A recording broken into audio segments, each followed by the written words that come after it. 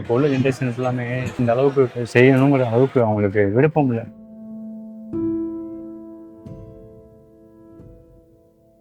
நாங்கள் வந்து கற்றுக்கிட்டோம்னா அந்த காலத்தில் வந்து தொழில் சாமி செய்கிற தொழில் அப்படின்னு சொல்லிட்டு ஒரு ஆர்வம் கற்றுக்கிறது.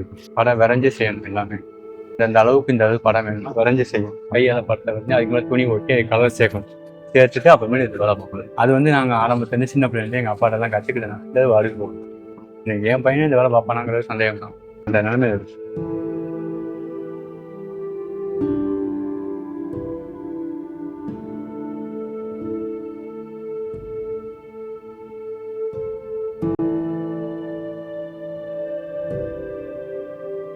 இன்னைக்குள்ள பயில வந்து படித்து வேலைக்கு போகணும், ஆஃபீஸில் ஒர்க் பண்ணணும், அந்த மாதிரி டயத்தில் இன்னும் அந்த வெயிலில் போய் இது பண்ணி வந்து இந்த இடத்துல உட்காந்து தைக்கிற அளவுக்கு அவங்களுக்கு ஆர்வம் இருக்கும்.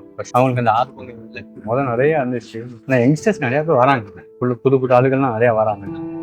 புது புது ஆளுகள் நிறையா இருக்காங்க. பட் அந்த பழைய ஆளுகிட்ட இன்னும் நுணுக்கம் இருக்கு. தொழிலோட நுணுக்கம் இருக்கு. எனக்கு வந்து எங்கள் பெரியப்பா எனக்கு சொல்லிக் கொடுத்தது எங்கள் பெரியப்பா மாடசாமின்றவர் தான் எனக்கு சொல்லிக் கொடுத்தது. அவர்கிட்ட கற்றுக்கிட்டேன். அவங்க அப்பா கனவு ஜாப்பில் அவங்கள்ட்ட இருந்து நாங்கள் கற்று 3ஆவது தலைமுறை நாங்கள் பண்ணுறது. தாத்தா அப்பா அதுக்கு எங்கள் அப்பா அந்த புதுமண்டலத்துலேருந்து தான் வந்தவங்க எல்லாம். என் பேர் பிரபு. நான் இங்கே வந்து புதுமண்டபத்துலேருந்து மாற்றி இப்போ குன்னத்தூர் சத்திரம்னு இந்த இடத்துக்கு வந்து நாங்கள் வேலை பார்க்குறோம். இப்போ நாங்கள் வந்து வேலை பார்க்குறது எல்லாமே இந்த கோயில் சம்மந்தப்பட்டது தான். இந்த தேர் துணி, இந்த கொடை, சல்லடம், டவுசரு, கருப்பசாமி டவுசரு, திரி, சாட்டை, அருவா, கம்பு, சாமி கொடைகள், ஒரு ட்ராமா ட்ரெஸ்ஸுக்கு, அப்புறமேட்டு சாமிக்கு போடுற சின்ன சின்ன பாவாடைகள் எல்லாமே நாங்கள் செஞ்சு கொடுக்கணும். நாங்கள் வெளியூர்லேருந்து வர கஸ்டமர், இங்கே உள்ளூர்லேருந்து வர கஸ்டமருக்கு நாங்கள் செஞ்சு தரோம். அப்புறம் சென்னைக்கு போகுது இதெல்லாம் வந்து அந்த சாமி விசிறியெல்லாம் ஹைதராபாத் இங்கே வந்து அனுப்போம். கொரியரில் வந்து கிஷான்னு சொல்லுவாங்கள்ல அந்த கோயில் செய்யணும்.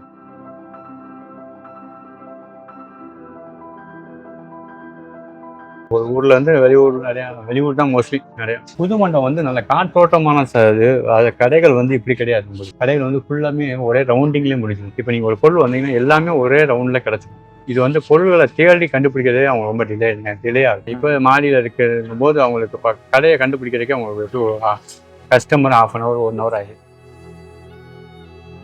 இதில் மோஸ்ட்லி வந்து என்ன, சில பேர்கள் கடையை இல்லைன்னு சொல்லி அனுப்பி கீழே வியாபாரம் பார்த்துறாங்க. அந்த எங்களுக்கு ரொம்ப கஷ்டமா இருக்கு. இந்த இடம் வந்து எங்களுக்கு செட் ஆகணும், வென்டிலேஷன் காற்று இது கிடையாது. எங்களுக்கு ரொம்ப சிரமமான சூழ்நிலை. அதோட அமைப்பே வேற. அது வந்து காத்தோட்டமாக நல்ல வசதியாக கிடைச்சிது. இங்கே இருக்க வந்து காத்தோட்டமே கிடையாது சுத்தமாக. அவங்க தேவைகளுக்கு கொடுக்குறது. வியாபார ரீதி அங்கேக்கு இங்கே ரொம்ப கம்மி. ஏதோ வந்து பேருக்கு நாங்கள் கடை வச்சு ஓட்டணும் அப்படின்றதுக்காண்டி கஸ்டமர் விட்டுறக்கூடாது அப்படின்றதுக்காண்டி சொல்லிட்டு மதுரை தான் பெஸ்ட்டு. அங்கே இங்கேருந்து பிடிச்சி போய் தான் நிறையாவே வெளியூரில் போய் பண்ணுவாங்கள. மதுரையில் உள்ள மாதிரி அந்த தரங்கள், கோயில் துணிகளுக்கு உண்டானது எல்லாமே மதுரை தான். கிராமங்கள், மதுரையை சுற்றி உள்ள கிராமங்கள் அனைத்து கிராமமும் இங்கே வந்து தான் வாங்குவோம். இங்கே வந்து வாங்கினா ஒரு சென்டிமீட்டர் கோயில் வாசல், மீனாட்சி அம்மன் கோயில் வாசல் வாங்கினா ஒரு சென்டிமீட்டர் அனுப்போம். நல்லதுதான், பிடிக்காக இருக்கும். உடனே பண்ணி கொடுப்போம். ஒரு வாரம் செஞ்சு கொடுப்போம்.